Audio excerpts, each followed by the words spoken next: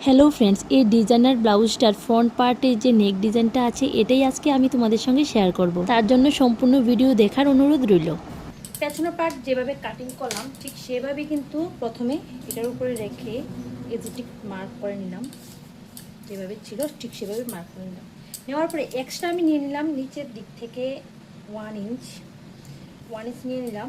আর যেভাবে normally draw করা হয় প্রিন্সেস কাট ঠিক সেভাবেই ড্র করে নিলাম। ড্র করার পর এখানে শুধুমাত্র এক্সট্রা এই যে এখানে ডিজাইনটার জন্য এখানে আমি কতটুকু নিলাম, এখান থেকে উপর থেকে এখানে শুধুমাত্র 9.5, এই দেখো শুধুমাত্র 9.5 ইঞ্চি আমি এখান থেকে লম্বাটা নিয়ে নিলাম। এখানে একটা দাগ কেটে নিলাম।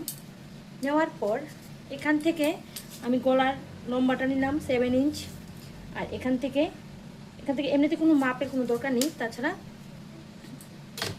এখান থেকে প্রথমে 2 ইঞ্চ যে গলা পাশটা আছে পাশটা নিয়ে এখানে 9.5 ইঞ্চিতে একটা দাগ কেটে নিলাম এই যে।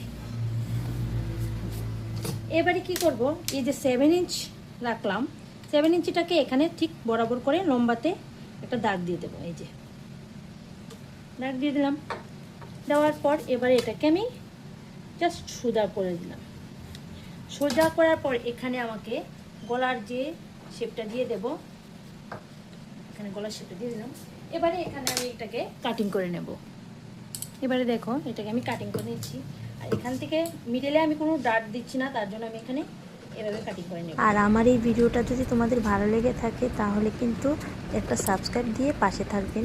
আর কোনো কিছু বুঝতে যদি অসুবিধে হয় তাহলে অবশ্যই কিন্তু কমেন্ট করবেন। চেষ্টা করব ভালো করে বুঝিয়ে দেওয়ার। কাটিং তো কমপ্লিট হলো, এবারে সেলাইয়ের ভিডিও নিয়ে আসবো নেক্সট ভিডিওতে।